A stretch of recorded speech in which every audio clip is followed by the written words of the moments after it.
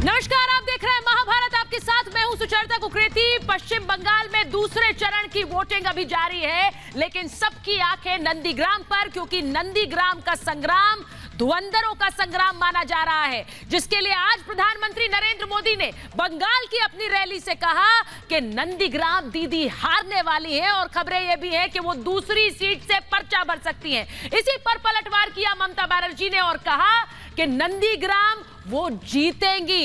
इसीलिए आज महाभारत में सवाल ये पूछ रही हूं कि नंदीग्राम का संग्राम जो अब से थोड़ी देर बाद खत्म होगा, सील होगा, क्या होगा उसका अंजाम? इसी पर आज की महाभारत। पहले ये रिपोर्ट।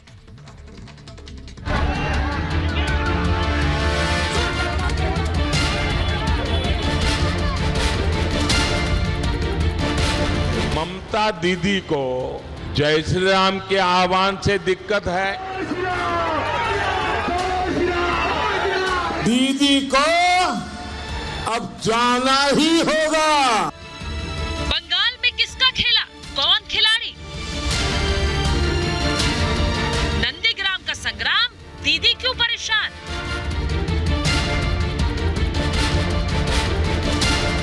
मैदान में मोदी, व्हीलचेयर पर दीदी। ममता दीदी को जय श्री राम के आह्वान से दिक्कत है। बंगाल चुनाव के सबसे चर्चित सीट यानी नंदीग्राम में आज ये तस्वीरें चढ़ते चुनावी पारे का सबूत है। आज नंदीग्राम की सड़कों पर जब ममता के सामने जय श्री राम के नारे गूंजे तो साफ हो गया कि लड़ाई का आगाज हो चुका है। एक तरफ नंदीग्राम में जय श्री राम के नारे गूंज रहे थे, दूसरी तरफ जयनगर में मोदी के निशाने पर ममता थी। ममता दीदी को जय श्री राम के आह्वान से दिक्कत है, लेकिन अब दीदी को तिलक से दिक्कत है। अब दीदी को भगवा वस्त्र से दिक्कत है, और तो और अब दीदी के लोग चोटी रखने वालों को राक्षस कहने लगे हैं। बैटल ऑफ बंगाल में पीएम मोदी ने ममता बनर्जी पर वार किया। यहाँ जो लोगों में कानाफूसी चल रही है कि आप अचानक किसी एक सीट पर आखिर में फॉर्म भरने जा रही हो, क्या ये सच्चाई है क्या? पीएम मोदी ने ममता बनर्जी पर हमला बोलते हुए कहा कि धमकी और गालियां देने वाली दीदी कह रही हैं कूल कूल। दीदी तृणमूल कूल नहीं, बंगाल के लोगों के लिए शूल है। इस पर ममता ने इस चुनाव को अब तक का सबसे खराब चुनाव करार दे दिया। हम पूरे शिका टाइम में देखा, हम और भी बहुत सारे था जो इलेक्शन कमीशन सबको देखा, ऐसा खराब इलेक्शन हमको भी नहीं देखा। ममता बनर्जी ने आज नंदीग्राम में गृह मंत्री पर भी आरोप लगाया। ममता बनर्जी ने साफ कर दिया कि टीएमसी बीजेपी को पूरी टक्कर दे रही है। वो लोग तो सेंट्रल फोर्सेस है, हम उसको लिए हम I am proud of them, हम उसको हमारा बाबा सिस्टर मानते हैं, लेकिन वो तो होम मिनिस्टर इंस्ट्रक्शन दिया है। क्यों इलेक्शन कमीशन होम मिनिस्टर का इंस्ट्रक्शन चुनेगा? और इलेक्शन का अंदर में अगर वो साउटिंग स्लोगन चले, पब्लिक को गांव से नहीं आने दे, तो इसका गलती है। अरे उनकी उधर कोई जनाधार नहीं है, कोई सपोर्ट नहीं है। डर गई है जो इस तरह से चीजें कर रहे हैं, जाके बूथ पर बैठ जाती है। हार गया। नंदीग्राम में जनता का जनादेश वोटिंग मशीन में कैद हो गया है, लेकिन उससे पहले आज पूरे दिन जिस तरह बीजेपी ने वार किए, दीदी ने पलटवार किए, उससे साफ है आने वाले दिनों में बंगाल की सियासी टक्कर और कड़ी होने वाली है। Bureau report, Republic Bharat. और आज महाभारत में मैं जो सवाल पूछ रही हूं, जो इस महाभारत के केंद्र में होंगे, महाभारत में पहला सवाल, क्योंकि आज लड़ाई नंदीग्राम की है, और महाभारत में पहला सवाल पूछ रही हूं कि नंदीग्राम का संग्राम, आखिर दीदी क्यों परेशान है, आरोप पर आरोप लगा रही है। सवाल महाभारत में बंगाल में किसका खेला, कौन खिलाड़ी, क्योंकि दूसरे चरण में कौन खिलाड़ी बनकर उभरता है, ये अहम सवाल है। महाभारत में तीसरा सवाल, मतदान के दिन क्यों दहला है नंदीग्राम, नंदीग्राम में हमले की और किस तरह से आपसी मार की खबरें आई। और सवाल महाभारत में आज ये कि क्या दूसरी सीट से चुनाव लड़ेंगी ममता, क्योंकि यही कह रहे हैं प्रधानमंत्री नरेंद्र मोदी कि ममता दीदी डर गई हैं और दूसरी सीट से पर्चा भर सकती है। लेकिन महाभारत की शुरुआत में कर रही हूं इस वक्त की बड़ी खबर से। नंदीग्राम में चुनाव अब 6:30 बजे खत्म होने वाला है, लेकिन शुभेंदु अधिकारी का बड़ा बयान आया है। शुभेंदु अधिकारी का बड़ा बयान ममता बनर्जी पर। आपको बड़ी खबर दिखा रही हूं, शुभेंदु अधिकारी का बड़ा बयान ममता बनर्जी पर, क्योंकि शुभेंदु कह रहे हैं कि ममता ब्राह्मण का अपमान करने की उनको आदत हो गई है। ये बड़ी खबर बता रही हूं। ममता हिंदुओं का अपमान करती है। क्या बोलूं? नहीं, आपका क्या राय है इस पर, क्या रुख है आपका? बहुत अच्छा वोट हुआ। पर चल रहा है, उनकी नाराजगी पे क्या कहेंगे आप? वो कह रही हैं कि जानबूझ करके चेकिंग की जा रही है। आप पे आरोप लगा रही है, वो आप पे आरोप लगा रही है। आज एक अहम सवाल है, चीटिंग करवा रहे हैं वोटिंग। अब देख लीजिए, पता कर लीजिए। सर, एक अहम सवाल है, वोटर का अपमान। एक अहम सवाल है। प्रधानमंत्री आज सर एक प्रधानमंत्री ने आज ममता बनर्जी पे कहा कि अब इन्हें चोटी वाले भी राक्षस दिखते हैं। कैसे देखते हैं जो सीजनल हिंदू? डर गई है। शुभेंदु अधिकारी कह रहे हैं कि हिंदुओं के अपमान की आदत हो गई है ममता बनर्जी को।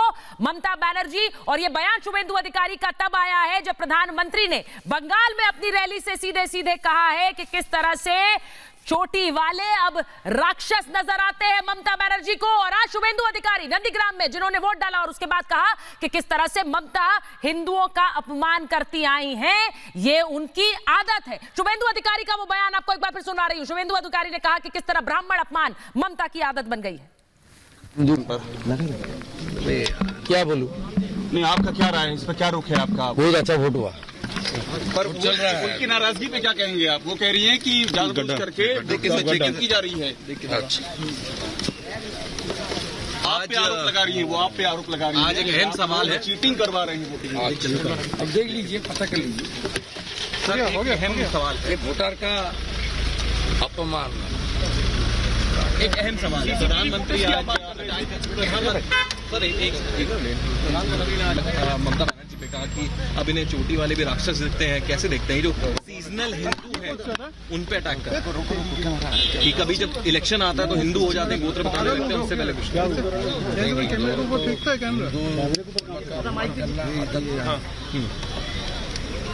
विष्णु देव को विष्णु माता, सरस्वती गलत मंत्रा, चंडी पाठ गलत पाठ, ये सब तो ब्राह्मण का अपमान करना, पंडित का अपमान करना, ये सब तो उसकी आदत है। कलमा ठीक पड़ती है, लेकिन हिंदू को अपमान करना ये बहुत दिन का आदत है। क्या तो आपने सुना शुभेंदु अधिकारी को। शुभेंदु अधिकारी कह रहे हैं कि ब्राह्मण का अपमान करना ममता बनर्जी की आदत है। यह बयान शुभेंदु अधिकारी का, जो कि नंदीग्राम में आज उन्होंने वोटिंग की और उसके बाद किस तरह ममता बनर्जी पर हमला बोला है। मेरे साथ जो मेहमान जुड़ रहे हैं, मेरे साथ बीजेपी के प्रवक्ता पश्चिम बंगाल से रितेश तिवारी जुड़ रहे हैं, अवनीश अवस्थी राजनीतिक विश्लेषक है हमारे साथ जुड़ रहे हैं, राजनीतिक विश्लेषक माधवी अग्रवाल हमारे साथ है, बादल देवनाथ जी टीएमसी का पक्ष रखते हैं, बीकी साहा जो कि राजनीतिक विश्लेषक है टीएमसी का पक्ष रखते हैं, और स्वयं प्रकाश पुरोहित जी हमारे साथ जुड़ रहे हैं। बहुत बहुत स्वागत आप सभी का। लेकिन मैं शुरुआत कर रही हूं बीकी जी आपके साथ, क्योंकि ममता बनर्जी एक तरफ तो कह रही है कि इतना खराब चुनाव मैंने कभी नहीं देखा है, और दूसरी तरफ यह भी कह रही है कि टीएमसी 90% वोटों से वोट टीएमसी के खाते में आए। तो फिर तो सबसे अच्छा चुनाव है ये ममता बनर्जी के लिए, फिर आरोप क्यों लगा रही है? नहीं, आप लोगों ने तो जो इन्फॉर्मेशन है ये गलत। पहला बात है, ममता बनर्जी ने ये बात बोला है कि ये सबसे घटिया इलेक्शन है। सच्ची बात में इतना घटिया इलेक्शन आज तक कभी नहीं हुआ, जब एक इलेक्शन को मैनिपुलेट करने के लिए प्रधानमंत्री को स्वयं एक उसी राज्य में आना पड़े किसी और जगह। दूसरा बात, ये इलेक्शन में क्यों ममता बनर्जी जीतेंगी? क्योंकि नंदीग्राम का जो आम आदमी है, नंदीग्राम का जो नेचर है, नंदीग्राम का जो पॉलिटिक्स का नेचर है, उसमें ये बात जाहिर है। 2006 में जब नंदीग्राम के पास कोई नहीं था, तब नंदीग्राम का जो आंदोलन है वो बहुत छोटा था, सिंगल था, तब उसको जिस आदमी ने, जिस औरत ने उसको अपना शेल्टर दिया, और उस आंदोलन के वजह से जितने भी मासूमों के जान गए, सबके लिए जिसने सोचा है उसका नाम है ममता बनर्जी। और जब अपने घर की बेटी को कोई अपना एमएलए बनाने बिकी जी वहाँ के आदमी, बिकी जी, ये नंदीग्राम का इतिहास मुझे लगता है जब से ये तैयारी हुई कि शुभेंदु वर्सेस ममता होगा, सब जान चुके हैं। मैं उस इतिहास को याद दिलाने की बात नहीं कर रही थी आपसे, मैं ये कह रही थी कि आज वोटिंग हुई है और आज इतने आरोप मर दिए ममता बनर्जी ने कि सबसे खराब चुनाव है, लेकिन दूसरी तरफ ये भी कह रही है 90% वोट हमें मिले हैं। ये दोनों चीजें कैसे हैं सर? उनके लिए तो फिर अच्छा चुनाव हुआ ना ये। इलेक्शन खराब हुआ क्योंकि इलेक्शन का जो स्टाइल है, जो कल्चर ऑफ पॉलिटिक्स है बंगाल का, उसको नष्ट करने का हर एक जरिया अपनाया गया। लेकिन वहां के जो माटी मानुष है, वहां के जो वोटर्स है, they were ready to give the mandate in the favour of Mamata Banerjee. That is why she told के इलेक्शन खराब है लेकिन हम लोग जीतेंगे। ये बात को लेके कोई दुविधा रहने का बात ही नहीं है। ये इलेक्शन खराब है लेकिन हम जीतेंगे। अपनी जयेश जी, आपको ये बात समझ आ रही है? इलेक्शन तो खराब है लेकिन हम जीत रहे हैं। चुनाव तो अच्छे ढंग से नहीं हुआ लेकिन 90% वोट हमें मिल रहे हैं। ये इस बात को थोड़ा सा नहीं, मैं समझ नहीं पा रही सर, क्योंकि जब आपको वोट इतनी ज्यादा मिल रहे हैं तो या तो आप कहिए कि हम आश्वस्त हैं क्योंकि हम जीत रहे हैं। ये दोनों चीजें एक साथ कैसे हो रही हैं अवनी जयेश जी? किसी प्रदेश मुख्यमंत्री को अपना चुनाव लड़ने के लिए उस क्षेत्र में 30 दिन डेरा डालना पड़े। अरे भैया सुन लीजिए ना, दूसरे की बात तो सुन लीजिए। हो गए 90% वोट हो गए आपके 90% वोट हो गए आपके। अब आप सुन लीजिए, ममता बनर्जी को हार का इतना एहसास हो चुका था कि उनको लगातार 3 दिन नंदीग्राम में ठहरना पड़ा और पूरे दिन नंदीग्राम में रही। अब आज का जो कार्यक्रम था वो भी उन्होंने कैंसिल कर दिया। और ये वही ममता बनर्जी हैं जो गवर्नर को जादवपुर यूनिवर्सिटी में नहीं घुसने देती थी, विधानसभा में नहीं बुलाती थी, जहां जो कॉन्स्टिट्यूशनल मैंडेटरी है। आज इनको फोन करना पड़ा ममता बनर्जी को, राज्यपाल को। ये बात देख लीजिए जिस तरीके से वहां पर ममता बनर्जी ने नंदीग्राम ही नहीं पूरे पश्चिम बंगाल में जिस तरीके से हिंसा की राजनीति की थी। उनको लगता था पंचायत के चुनाव हो गए, पंचायत में किसी को नॉमिनेशन तक फाइल नहीं करने दिया गया, ये विधानसभा चुनाव भी ऐसे हो जाएंगे, लेकिन वो हो नहीं पाए, इसलिए उनको चुनाव खराब लग रहा है। आज जो व्यक्ति चुनाव को खराब कहे उससे उसकी क्या मानसिकता झलकती है? उसकी मानसिकता झलकती कि वो इसने हार मान ली है, पराजय स्वीकार कर ली है। जिस तरीके से वहां पर बंगाल हैं, अगर आप उनसे कहेंगे तो कटमनी, हिंसा और तुष्टिकरण। मैं एक बार उन आरोपों पर आना चाहती हूँ जो ममता बनर्जी लगा रही हैं। अपनी जयेश जी, ममता बनर्जी क्या आरोप लगा रही है, मैं उन पर एक बार आना चाहती हूँ, क्योंकि ममता बनर्जी एक बार फिर लोगों के सामने आई और उन्होंने कहा कि हमारे लोगों को वोट से रोका गया। ये बड़ी खबर हम दिखा रहे हैं अपने दर्शकों को कि हमारे लोगों को वोट से रोका गया, कह रही है ममता बनर्जी। हमारे लोगों को वोट से रोका गया है। ममता बनर्जी ने कहा कि वोटर्स को कैसे भगा दिया गया। बंगाल में बाहर से गुंडे बुलाए गए थे, कह रही है ममता बनर्जी। बीजेपी गुंडों को काबू में रखे, कीप योर गुंडाज इन कंट्रोल, कह रही थी ममता बनर्जी। अब से थोड़ी देर पहले उन्होंने मीडिया के सामने आकर यह बात कही और कहा कि हिंसा पर चुनाव आयोग चुप क्यों है, नंदीग्राम नहीं, ये लोकतंत्र की मुझे चिंता है, कह रही है ममता बनर्जी। यानी कि अब सीधे सीधे इस चुनाव पर और आज की वोटिंग पर सवाल उठा रही हैं और ये भी कह रही है कि वोटरों को धमकाया गया, उन्हें रोका गया। यही बात थोड़ी देर पहले शुभेंदु अधिकारी कह रहे थे। ये बड़ी खबर जो मैं आपको बता रही हूं, रितेश तिवारी जी, रितेश जी अगर आप मुझे सुन रहे हैं, ममता बनर्जी बड़ा आरोप लगा रही है कि वोटरों को भगा दिया आप लोगों ने, आपने वोटरों को भगा दिया और किस तरह से हिंसा हुई और चुनाव से रोका गया। कल तक यही ममता बनर्जी ये आरोप लगाती थी, पूरी उनकी पार्टी कहती थी जब लोग नहीं हो साथ में तो इस तरह के आरोप लगाए जाते हैं। तो यानी कि आज वो ये आरोप लगा रही हैं तो इसका मतलब उनके पास लोग नहीं है। और एक सीट पे जीतने के लिए मुख्यमंत्री का गिड़गिड़ाना आप लोगों ने 2 दिन पहले देखा था कि किस तरह से भारतीय जनता पार्टी के जिले के उपाध्यक्ष को फोन करके वोट की भीख मांग रही थी। अभी वो आपके अभी मैं तो देख नहीं पा रहा हूं, अभी किसी सज्जन आपके सामने चैनल वहां कह रहे थे आप देश की राजनीति में बताइए, कोई मुख्यमंत्री एक सीट पे चुनाव लड़े और अपने सीट पे बैठी हुई थी, बैठ के इस तरह से चुनाव लड़ती है, एक घटना बताइए। और रह गया बात नंदीग्राम का, तो बाहर से आप गई हैं चुनाव लड़ने और आपका हताशा, आपका घबराहट और आपके चेहरे ये इस बात के प्रतीक है कि बंगाल में इस बार भारतीय जनता पार्टी की सरकार बनने वाली है। और भारी जोश, हताश जोश को देखते हुए उन्होंने समझ लिया। और ये सारे चीज अब तक वो ये बीजेपी के लोगों के लिए कहती थी, हार को देख के खतरा मोल लिए, हार की खतरा को देखते हुए चुनाव से पहले से इस तरह के आरोप लगा रहे, इसलिए ये बेबुनियाद आरोप लगा रहे हैं। जनता ने तय कर लिया है कि ये वही चेहरा है जिस चेहरे के नीचे बंगाल में 2 तस्करी। आज नंदीग्राम के दिन बादल देवनाथ जी उन्हें आकर कहना पड़ रहा है, आज आकर चुनाव पर सवाल उठा रहे हैं। ये वही पुराने सवाल याद आ गए, ईवीएम पर सवाल उठाना कि भाई वोटिंग ठीक नहीं हो रही है। आज फिर वो आकर नंदीग्राम में वोटिंग पर सवाल उठा रही हैं। आज अपमान अपमान तो नहीं हुआ जय श्री राम के नारा सुनकर उनका?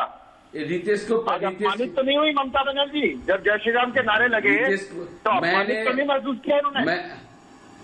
सुनिए ना अवस्थी जी, अवस्थी से सुनिए ना, मैं तो हर दिन आपके साथ रहता हूँ, हर चैनल में रहता हूँ, सुनिए ना। आज अपमानित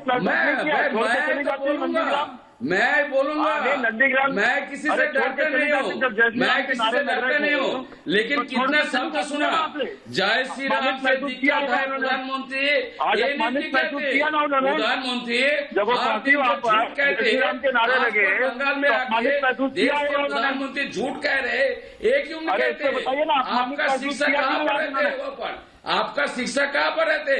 जय श्री राम आज अपमान हुआ कि नहीं हुआ उनका?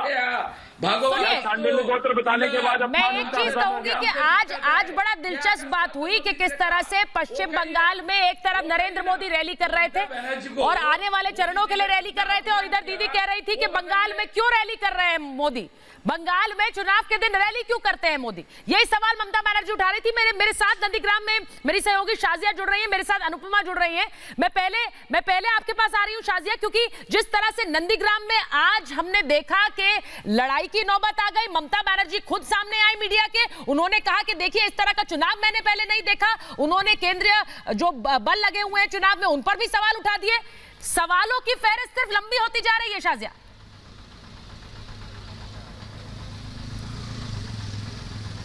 बिल्कुल, सवालों की बौछार तो थी ही, लेकिन सबसे ताजा अपडेट सुचरिता मैं सबसे पहले साझा करना चाहूंगी, क्योंकि महज 15 मिनट का समय और बाकी है वोटिंग के लिए, और शाम 5 बजे तक का जो ओवरऑल वोटिंग परसेंटेज है वो 80% से अबव है। और सिर्फ नंदीग्राम की बात करूं तो यहां पर भी 80% से ज्यादा वोटिंग अब तक हो चुकी है। तो सवाल चाहे जितने मर्जी उठ जाए, लेकिन आम जनता वोट करने के लिए बाहर निकल रही है और आम जनता लगातार वोट कर रही है। इस समय मैं ममता बनर्जी के आवास के बाहर ही खड़ी हूँ। अब से कुछ क्षणों में ममता बनर्जी यहाँ पर पहुंचने वाली भी है। सिक्योरिटी डिप्लॉयमेंट में आपको दिखाना चाहूंगी ममता बनर्जी का सुचरिता। इस बीच आज पश्चिम बंगाल में खास करके नंदीग्राम में सुचरिता हाई वोल्टेज ड्रामा हुआ है। सुबह से लेकर शाम तक हमने हाई वोल्टेज ड्रामा देखा है। अलग अलग जगहों की तस्वीरें हमने देखी जहां पर हिंसा हुई। सुबह सवेरे हमने देखा शुभेंदु अधिकारी को वोट डालने आए थे, दोपहर में पता चला उनकी ही गाड़ी पर हमला हो गया। उसके बाद से खबर मिली कि ममता बनर्जी का विरोध शुरू हो गया। उसके बाद से उनके सामने जय श्री राम के नारे लगाए गए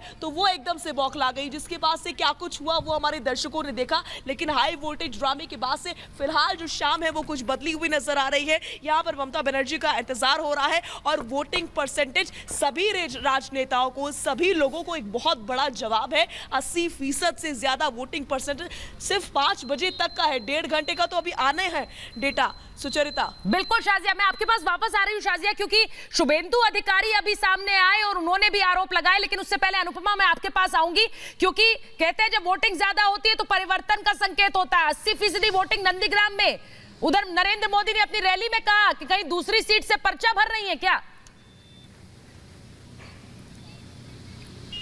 बिल्कुल सुचारिता, देखिए आपको याद होगा कि पहले चरण की भी जब वोटिंग हुई थी तो 80% से ज्यादा मतदान हुआ था, और यही आशा भी हम कर रहे हैं कि अब जो सेकंड फेज की वोटिंग होनी है उसमें भी जो 80% से ज्यादा मतदान जो है हो। लेकिन देखिए आज प्रधानमंत्री नरेंद्र मोदी ने पश्चिम बंगाल में जब हुंकार भरी तो सीधे उन्होंने ममता बनर्जी को निशाने पर लिया। उन्होंने ये कहा कि बिल्कुल ममता बनर्जी को जो है चोटी रखने वालों को वो राक्षस कहती हैं। इतना ही नहीं, कई महत्वपूर्ण मुद्दे भी उठाए। साथ ही उन्होंने कहा कि ममता बनर्जी कहीं और से पर्चा भरने वाली है, क्योंकि आपको याद होगा कि भवानीपुर से जब सीट छोड़ दी थी ममता बनर्जी ने तो खुद गृह मंत्री ने निशाना साधा था ममता बनर्जी पर। और आज प्रधानमंत्री नरेंद्र मोदी का ये कहना कि क्या डर गई है ममता बनर्जी और इसी वजह से हो सकता है कि क्या दूसरी सीट से पर्चा भरने जा रही है। क्योंकि सुबह सवेरे हमने देखा, देखिए वो उम्मीदवार जरूर है लेकिन वो मुख्यमंत्री भी हैं, और उस नाते जो है वो 2 घंटे जाकर जो है पोलिंग बूथ पर बैठकर उसके बाद जो ड्रामा वहां चलता रहा वो सबने देखा, किस तरीके से गवर्नर को फोन किया गया। लेकिन इन सबके बीच ये बात समझिए कि जिस तरीके से हंगामा हुआ और उन सबके बीच प्रधानमंत्री नरेंद्र मोदी का ये कहना कि क्या ममता बनर्जी किसी दूसरी सीट से अपनी उम्मीदवारी भरने जा रही है, क्या ममता बनर्जी को इस बात का डर अब सताने लगा है कि उनकी जमीन जो है खिसक रही है। हालांकि 2 मई को यह पता चलेगा कि आखिर जनता जो है किसे एक बार फिर से सराखों पर बैठाती है। लेकिन ये बात सच है कि हमने हमेशा देखा है कि जब भी चुनाव होते हैं और जब वोटिंग परसेंटेज बढ़ता है तो परिवर्तन जो है वो होता है। और इस बार जो है क्या जनता परिवर्तन चाहती है, जनता विकास के मुद्दे पर वोट करेगी, जनता किन मुद्दों पर लगातार अब पिछले 2 फेज में वोट कर चुकी है और आने वाले फेज में वोट करेगी, ये देखने वाली बात होगी। बिल्कुल। और बड़ी बात, रीमा भी जुड़ गई है हमारे साथ। रीमा, मैं आपसे पूछूंगी शुभेंदु अधिकारी के उस बयान पर। अभी थोड़ी देर पहले वो सामने आया, उन्होंने कहा पब्लिसिटी स्टंट है ये ममता बनर्जी का। उनकी काफिले पर आज सुबह हमला हुआ था। आज अभी जब थोड़ी देर पहले शुभेंदु अधिकारी से मीडिया कर्मियों ने बात की तो वो कह रहे हैं कि डरी हुई है इसलिए पब्लिसिटी स्टंट कर रही है। आज बार बार क्यों आ रही है कैमरे पर? वार पलटवार का दोनों का ये सिलसिला चल रहा है, लेकिन जो नंदीग्राम में हो रहा है वो नया नहीं है पश्चिम बंगाल के लिए। यही होता रहा है, चूंकि इस बार हम सब बहुत क्लोजली फॉलो कर रहे हैं सुचारिता, इसलिए हम सबको हैरानी हो रही है। लेकिन हिंसा, इस तरीके से खूनी संघर्ष, इस तरीके से ड्रामेबाजी, यही इतिहास रहा है। हमने देखा है बार बार। आप ममता बनर्जी के इतिहास को उठा के पढ़िए, वो इसी तरीके से सड़कों पे जाती है, फिर उनके ऊपर हमला होता है, बयानबाजी होती है, फिर वो आके पब्लिक में ये सारी बातें वो अलग तरीके से कहती है, जैसा कि आज उन्होंने कहा। आज सबसे बड़ी बात सुचारिता, मैं अपने दर्शकों के सामने बार बार दोहरा रही हूं कि ममता बनर्जी को उस नाराजगी पे भी बयान देना चाहिए जो नाराजगी आम लोगों की देखी गई जब वो पोलिंग बूथ पे पहुंची। लेकिन इसके अलावा वो बार बार कहती है बाहरी गुंडों को बुलाया जाता है, दूसरे प्रदेश के गुंडों को बुलाया जाता है, बीजेपी इस तरीके से कदम उठा रही है, लेकिन वो अपने एंटी इनकम्बेंसी पे कुछ भी बोलने को तैयार नहीं है। ये आंखों देखी मैं सुचारिता आपको बता रही हूँ। मैं उस वक्त वहां मौजूद थी जहां पे मात्र 10 मीटर की दूरी, ममता बनर्जी से 10 मीटर की दूरी पर हो हंगामा हो रहा था। ये कैसे पॉसिबल है सुचारिता? बिल्कुल रीमा, आप कोई सीएम रहे, आप उस वक्त मौजूद थी, आप उस वक्त मौजूद थी। वो हंगामे की तस्वीरें भी हम दिखा रहे हैं, वो प्लीज बताइए हमारे दर्शकों को आज किस तरह से वो हंगामा हुआ, जरा बताइए। उसमें शाहजे के पास जाऊंगी। रीमा बताइए। सबसे पहले शुरुआती वक्त में ममता बनर्जी अपने काफिले, अपने लाओ लश्कर के साथ निकलती हैं, एक बूथ पे जाती हैं, कुछ दूर ही अपनी गाड़ी रोक देती हैं और उसके बाद जैसे जैसे वो व्हील चेयर पे आगे बढ़ती हैं, एक तरफ से जय श्री राम के नारे लगने शुरू हो जाते हैं। ये शुरुआती वक्त की बात होती है। हालांकि उस बीच ममता के सुरक्षाकर्मी उनको सुरक्षा घेरे में लेते हैं, वो फिर अंदर जाती हैं। लेकिन आम लोग, दो पक्षों में बटे हुए आम लोग वहां पे थे। कोई बीजेपी नहीं, कोई टीएमसी नहीं, वो पश्चिम बंगाल, वो नंदीग्राम की वो जनता थी जिसके बल पे, जिसके दम पे सुचारिता सत्ता पे काबिज हुई थी ममता बनर्जी। लेकिन वो नंदीग्राम उनसे इस कदर नाराज है, इस बात पर उनको अपनी चुप्पी तोड़नी चाहिए। हालांकि उन्होंने बोला, दो बार मीडिया के सामने बोला, लेकिन उस मसले पे नहीं बोला। ये जो तस्वीर आप दिखा रही है, ये जो तस्वीर सुचारिता आप दिखा रही है, यही आज की सच्चाई है। यही सच्चाई है जिसमें जय श्री राम के नारे लगते रहे। क्योंकि मैं जब आपसे बात कर रही हूँ, मैं आपकी वो तस्वीरें भी दिखा रही हूँ जिस वक्त ये हंगामा हुआ वहां नंदीग्राम में। और रीमा आपकी वो रिपोर्ट भी, उसकी तस्वीरें ही मैं दिखा रही हूँ। आप लोगों के बीच थी और किस तरह हंगामा हुआ। लेकिन शाजिया, बड़ी बात यह है कि आज हंगामा हुआ और उसके बाद प्रधानमंत्री ने कहा है कि ये हार की बौखलाहट तो नहीं, 7वें 8वें चरण तक ममता बनर्जी दूसरी बार पर्चा तो नहीं भर रही है किसी और सीट से। ये एक तरह की चुनौती भी है ममता बनर्जी को।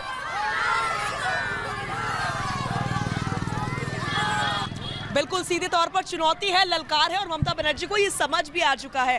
सुचरिता, पिछले 5 दिन से ममता बनर्जी इसी आवास पर है, इसी आवास पर नंदीग्राम में किराए का घर लेकर रह रही है। इसके अलावा हम देख रहे हैं दोपहर तक तो वो बाहर नहीं निकली थी, लेकिन 1-2 बजे उनको ख्याल आता है कि उनको बाहर निकलना चाहिए और बाहर निकलते उनको ख्याल आता है बूथ पर पहुंचने का। फिर उनको वहाँ कुछ ठीक नहीं लगता है तो वो बूथ पर ही बैठ जाती है। कहीं ना कहीं ऐसा लगता है इन सब चीज़ों को देख कर कि वो चुनाव आयोग पर दबाव बनाने की कोशिश कर रही थी ताकि आने वाले भविष्य में आरोप लगा सके पक्षपात के कि चुनाव आयोग पक्षपात करता है। क्योंकि चुनाव आयोग को लेकर के तो वो लगातार सवाल उठा ही रही है। उन्होंने सिक्योरिटी डिप्लॉयमेंट को लेकर के सवाल उठा दिए, जबकि शायद उनको ये पता ही नहीं है या फिर वो जानना ही नहीं चाहती या बोलना ही नहीं चाहती कि 651 से ज्यादा केंद्रीय सुरक्षा बलों की टीम तैनात थी। रैपिड एक्शन फोर्स को से लेकर पता नहीं किस किस को तैनात किया गया यहाँ पर, ताकि किसी भी तरह की कोई स्थिति बदतर ना हो, किसी भी तरह की कोई बुरी स्थिति उत्पन्न ना हो जाए। लेकिन ऐसा लगता है कि ममता बनर्जी किसी भी चीज को एक्सेप्ट ही नहीं करना चाहती है, स्वीकार ही नहीं करना चाहती है। वो सिर्फ वो दिखाना चाहती है जो चाहती है, वो सच्चाई से दूर ही रहना चाहती है। ये तमाम स्थितियों को देखकर के कुछ ऐसा ही लग रहा है सुचरिता।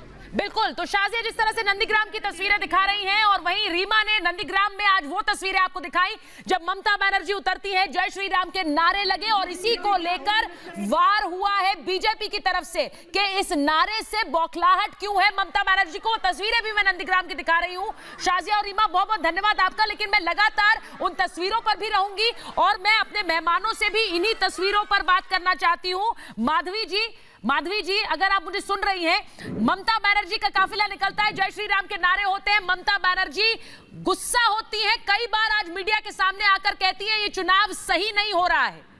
ये आरोप क्या किसी तरह बौखलाहट नजर आती है, जो कि बात बीजेपी कह रही है?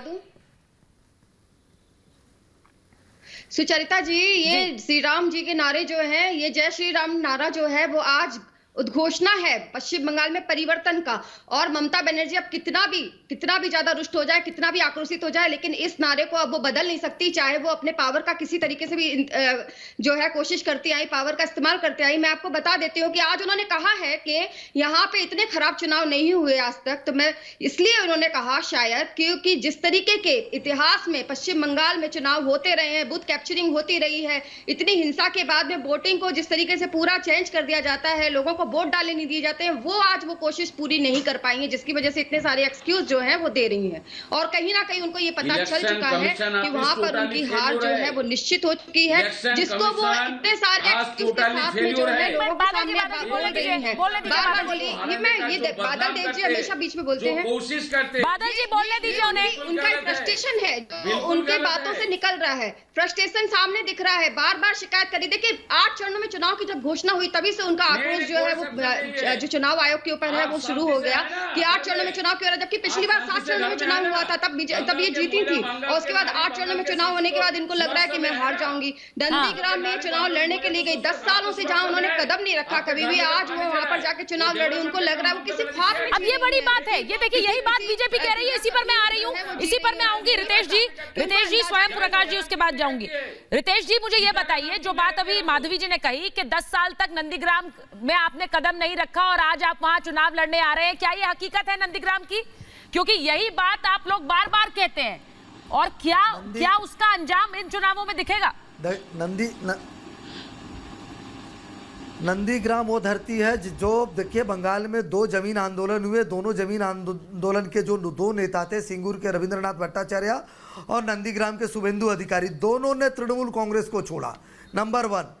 नंबर 2, जिस नंदीग्राम में गोली चली, जिस नंदीग्राम में मास रेप हुए, जिस नंदीग्राम में लोगों के साथ यातनाएं दी गई, वो पुलिस अधिकारी तृणमूल कांग्रेस का नेता है। जिन लोगों के ऊपर एफआईआर होने चाहिए थे, जिनके ऊपर जिनको कानूनी कार्रवाई होनी चाहिए थे, उन सबको तृणमूल कांग्रेस ने बड़ी बड़ी जगहों पे मलाईदार पोस्टिंग दिया।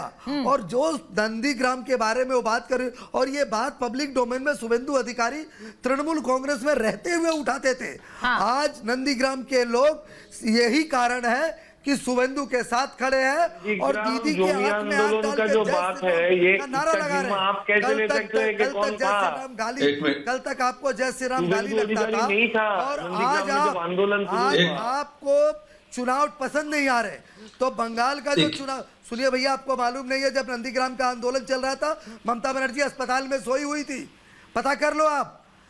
मैं एक बार स्वयं, एक दिन भी उस समय वो गई नहीं थी वहां। आप कहा थे, आप कहा थे, इसलिए विषय को विषयांतर न करें। आप कहा थे ममता बनर्जी सोई थी, ममता बनर्जी के ऊपर आती है लड़ाई, पूरी आंदोलन को सामने रख के अगर कोई लड़ा था तो शिशिर अधिकारी, स्वयं प्रकाश जी और भारतीय जनता पार्टी उस आंदोलन में। स्वयं प्रकाश जी, मुझे बस ये बता दीजिए, स्वयं प्रकाश जी, प्रधानमंत्री ने आज सीधे चुनौती दी। चुप करिए। स्वयं प्रकाश जी, आज प्रधानमंत्री ने तो सीधे कह दिया कि प्रधानमंत्री की चुनौती है, वो सीधे कह रहे हैं कि दूसरी सीट से पर्चा तो नहीं भर लेंगी ममता बनर्जी, नंदीग्राम में वोटिंग है, उससे पहले ममता बनर्जी चिट्ठी लिखती है विपक्षी दलों को, वोटिंग के दिन वो आकर कहती है सबसे खराब चुनाव है। आज अप्रैल फूल है और वो पब्लिक को अप्रैल फूल बनाते हैं। उनका काम सिर्फ लोगों को मूर्ख बनाना है, वो झूठ बोल रहे हैं। 2 तारीख आ जाएगी, सामने पता चल जाएगा ममता बनर्जी हमेशा कुछ ना कुछ चलता ही रहता है नाटक, वो इसको भी बताइए आप जरा सा।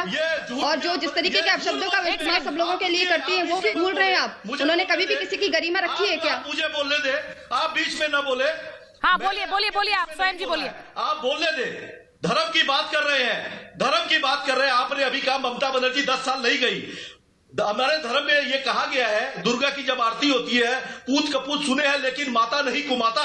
ममता बनर्जी घुमाता नहीं है। ममता बनर्जी ने 10 साल अपने बेटे शुभेंदु अरे दुर्गा स्तुति का पाठ भी गलत गा रही थी क्या वो तो। मंत्रालय नहीं दिया उसको, और उसने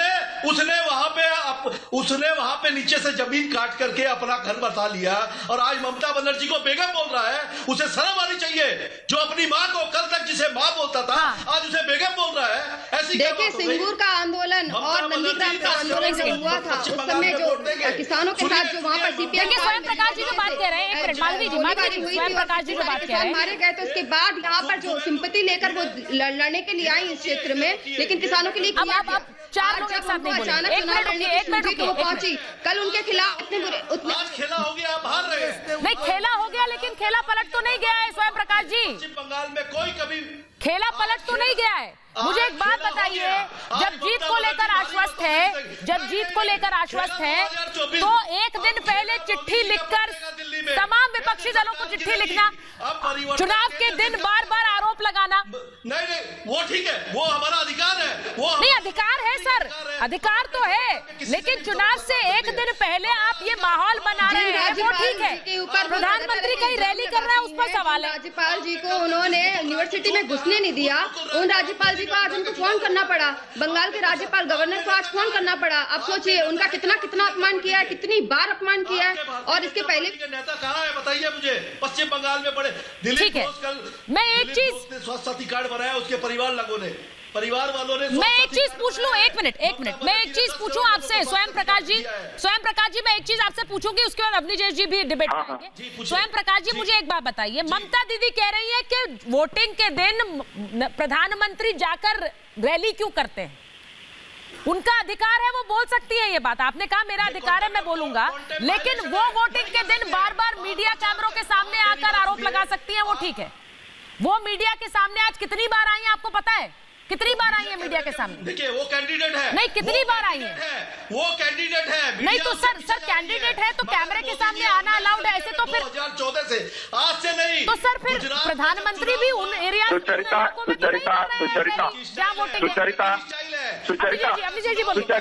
दूसरी जगह से सुचरिता आज स्वयं प्रकाश जी अच्छा अब सुन लीजिए, अवनीश जी बोल रहे हैं। शोभा मजूमदार ने अपने बेटे को बचाने के लिए जिस तरीके से आत्म बलिदान किया, ये बंगाल की जनता याद रखेगी। मां का जिस तरीके से अपमान किया है टीएमसी ने, तृणमूल के गुटों ने, बंगाल की जनता भूल नहीं सकती। वो बड़े स्पष्ट रूप से सुन लीजिए, 84 साल की बूढ़ी माँ अपने बेटे को बचाने के लिए, तृणमूल के गुंडों से बचाने के लिए उसने अपनी जान दे दी, कुर्बानी दे दी, और तुम लोगों ने उसकी हत्या करने के बाद कहते हो कि उसकी शक्ल ऐसी थी। माँ उसको मारने के बाद कहते हो कि उसकी तो शक्ल ऐसी थी। ये जरा सी अगर शर्म हो तो माफी मांगनी चाहिए तुमको माफी मांगनी चाहिए, आप लोगों को माफी मांगनी चाहिए। 84 साल की बूढ़ी माँ ने अपने बेटे को बचाने की कोशिश की और अपनी जान दे दी वहां पर। और तृणमूल काली माँ की बात करती है, दुर्गा माँ की बात करती है। शर्म नहीं आती तुम लोगों को? शर्म आनी चाहिए, शर्म आनी चाहिए आप लोगों को। किस तरीके बंगाल में तृणमूल के गुंडों ने क्या कहर बादल देवनाथ जी, आप आसाम में सीएए की बात, एक second, Swayam Prakash ji, you can't hijack the show ना ऐसे। स्वयं प्रकाश जी बाकी लोग भी बोलेंगे, सिर्फ आप नहीं बोलेंगे ना सर, बाकी लोग भी तो बोलेंगे। एक एक करके मैंने आपसे कहा, आपकी बात आपने रखी है, अब आप दूसरे को भी नहीं बोलने दे रहे।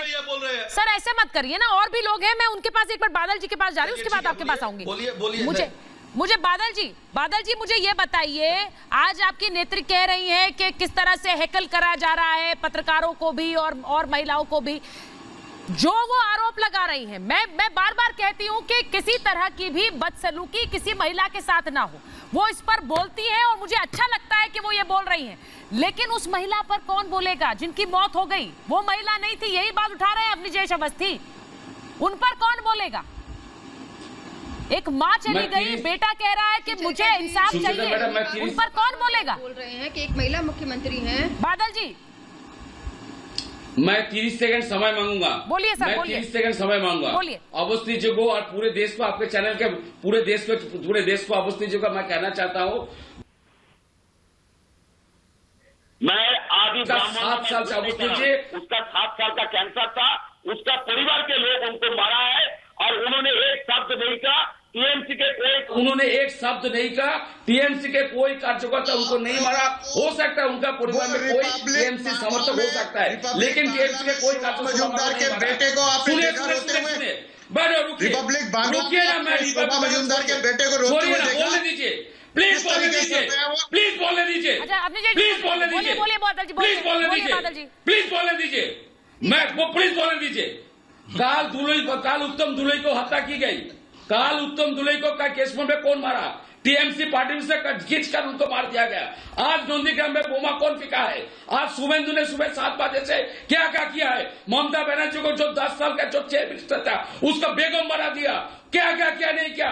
जो उसके पास जो काफी कॉपरेटिव बैंक है, जिसके पास मजूमदार के बारे में बोलने के लिए कहा है, जिसके जो अपने बेटे को बचाने के लिए सामने आई थी, उसको मार के आपने मार दिया।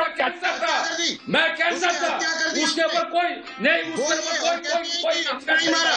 आप बदनाम कर रहे हैं, आप बदनाम कर रहे हैं। और 20,000 लोग रुकिए, पहले सुनिए, पहले चुपचाप सुनिए। 20,000 लोग बाहर से जो लोग 20,000 लोग लेके आए, जो मारपीट कर रहे हैं। सर बाहर से क्या होता है? आप तो प्रधानमंत्री को पूरी की पूरी बीजेपी को बाहरी कहते हैं। बादल जी, आप तो पूरी की पूरी बीजेपी को बाहरी कहते हैं। साजिश कर रहे हैं आप लोग। आप किसको बाहरी कह रहे हैं? बाहर से कौन आए? मोदी जाएगा, मैं कह रहा हूँ 2024 में मोदी जाएगा और सड़क पर वही जंतर मंतर। सर उसके लिए काम करना होगा सर। जो काम करेगा वही आएगा, जो काम नहीं करेगा वो जाएगा। अभी तो समय है 2024 में सर। अभी नंदीग्राम की बात कर लीजिए, 2024 में पता चल। अभी पहले नंदीग्राम की बात कर लीजिए सर। अभी 2024 में बहुत समय है, तब तक काम करिएगा, ममता बनर्जी जीतेगा। लेकिन डॉक्टरों ने आराम करने की सलाह दी है। सुन लीजिए, नंदीग्राम में पॉलिटिक्स आप लोग जानते नहीं है। और बंगाली समाज का आराम करने की सलाह दी है 5 साल। सब एक साथ बैठ के बंगाली समाज का बदनाम कर रहा है। हर दिन बाहर से लोग लेके आए, बाहर से लोग और बंगाल की जनता भूलेगी नहीं। आप लोग बीजेपी के विरोध पड़ेगा। आपको मालूम नहीं है शोभा मजूमदार आपने कितना पाप किया आपने। ठीक है, कौन मरा है? उनका परिवार। ठीक है, नंदीग्राम की वोटिंग तो सर अब सील हो गई है, लेकिन यहाँ नंदीग्राम के बाद अभी जो बाकी चरण के चुनाव है उसमें सर जो मेहनत करेगा, जो काम करेगा उसी को वोट मिलेगा, और जो नहीं करेगा उसके साथ खेला होगा। बस यही मैं कह सकती हूँ। इंतजार अभी बाकी चरणों के चुनाव का। बहुत बहुत धन्यवाद आप सभी, बहुत बहुत धन्यवाद।